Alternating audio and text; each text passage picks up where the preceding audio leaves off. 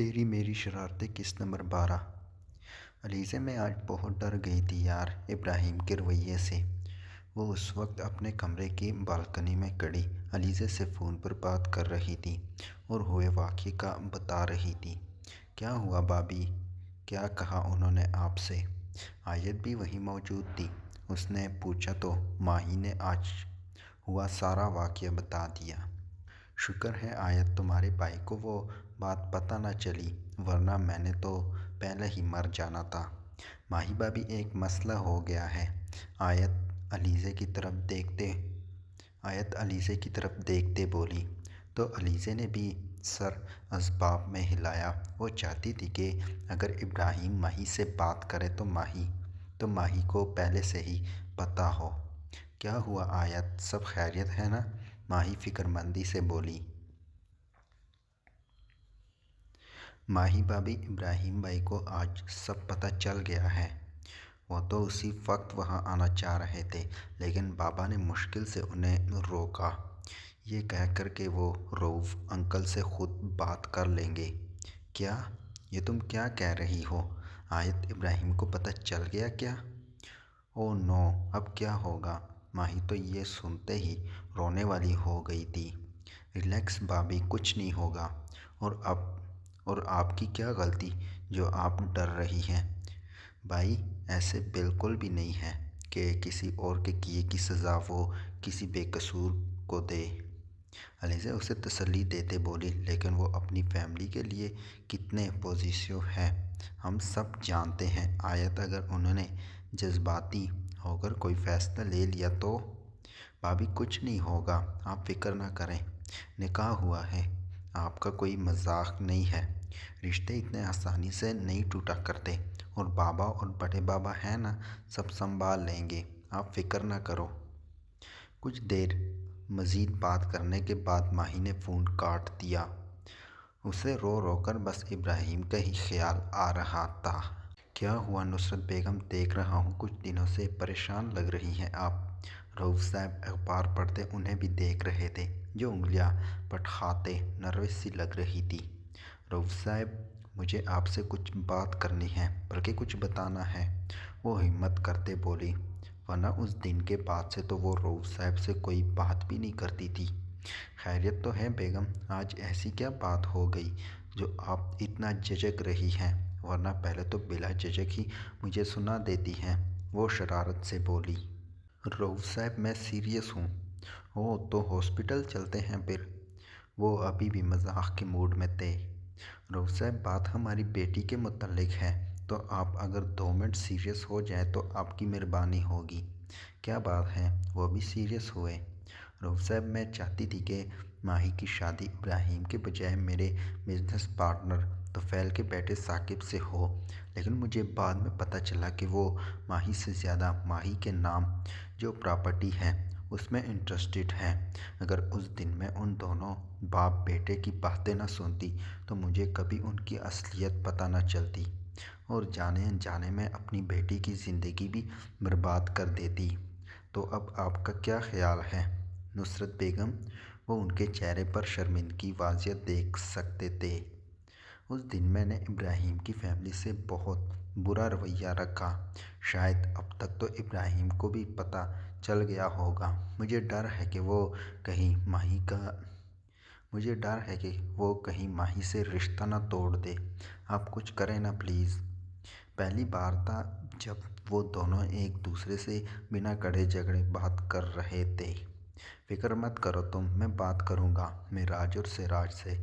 کچھ نہیں ہوگا، ابراہیم بہت ہی سلجھا ہوا بچہ ہے، کبھی غلط فیصلہ نہیں کرے گا، وہ انہیں تسلی دیتے بولا۔ وہ لان میں بیٹھی کوئی بک پڑھ رہی تھی جب عقیل وہاں آیا۔ اس دن کے بعد سے وہ کم ہی اس کے سامنے آتی تھی۔ کیا بات ہے کزن، آج کل مجھ سے بڑا دور بھاگتی ہو، ناراض ہو کیا؟ وہ اس کے ساتھ ہی جھولے پر بیٹھتے بولا۔ اس کی اچانک آمد سے وہ بوکھلا گئی، لیکن پھر جلد ہی خود کو سنبھال لیا۔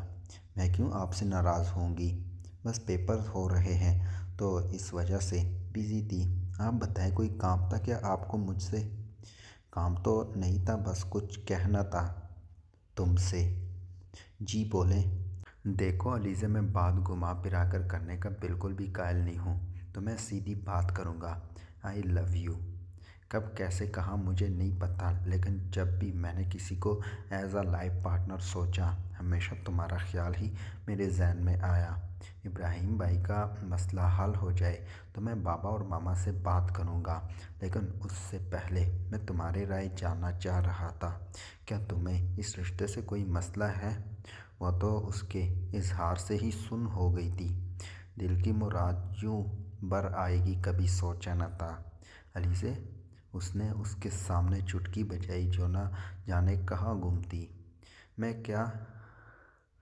کیا کہہ سکتی ہوں؟ جو بابا اور ماما کا فیصلہ ہوگا وہی میرا بھی ہوگا۔ وہ یہ کہتے ہی جلدی سے وہاں سے اٹھ کر اندر بھاگ گئی، جبکہ وہ اس کی تیزی دیکھ کر ہنس دیا۔ جب وہ خود اس سے اتنا پیار کرتا تھا تو اس کی آنکھوں میں اپنے لیے پسندیدگی کیسے نہ دیکھ پاتا۔ اس لیے اس نے اب جلد ہی گھر والوں سے بات کرنے کا سوچا تھا، لیکن وہ سب سے پہلے علیزے کی رائے جاننا چاہتا تھا کہ وہ کیا چاہتی ہے۔ اس کے یوں شرما کر اندر بھاگ جانے پر اس کا اپنا جواب مل چکا تھا۔ وہ بھی مسکراتے ہوئے اندر چلا گیا، جہاں سب خوش گپوں میں مصروف تھے۔ اگلے دن وہ سب لوگ ہمدانی ہاؤس آئے ہوئے تھے۔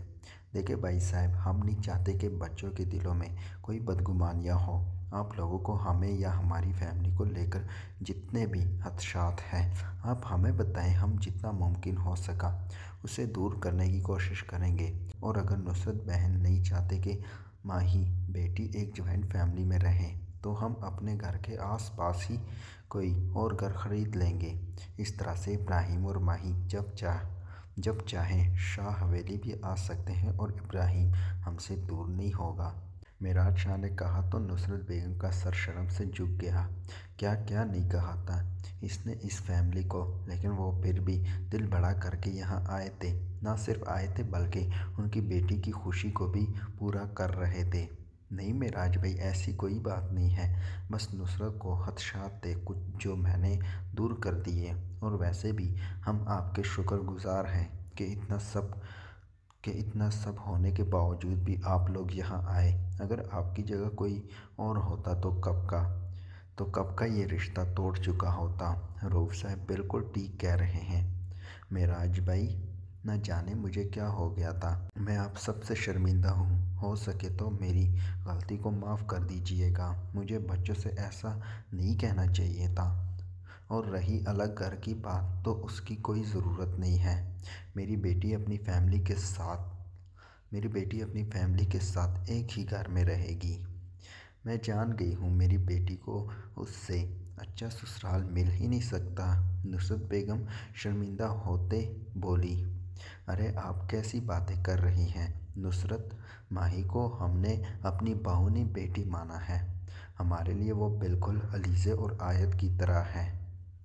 سب کو فکر لاحق ہوتی ہے اپنی بیٹیوں کے رشتوں کو لے کر، اس میں کوئی غلط بات نہیں ہے۔ سب ماؤں کی طرح آپ کو بھی کچھ خدشات تھے جو اللہ کے کرم سے دور ہو گئے، اور ہمارے بچوں کی خوشیاں بھی قائم رہیں۔ آپ کو شرمندہ ہونے کی کوئی ضرورت نہیں ہے، بلکہ آپ لوگ اب شادی کی تیاریاں کریں۔ کیوں معراج صاحب؟ ثمینہ بیگم پہلے نصرت کو تسلی دیتے آخر میں معراج شاہ سے بولی۔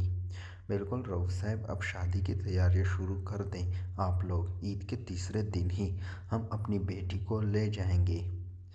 اب ہم بالکل بھی انتظار نہیں کر سکتے، معراج شاہ نے کہا تو رؤف صاحب نے بخوشی ان کی بات مان لی۔ سب لوگ ساتھ بیٹھے اب شادی کی تیاریاں ڈسکس کر رہے تھے۔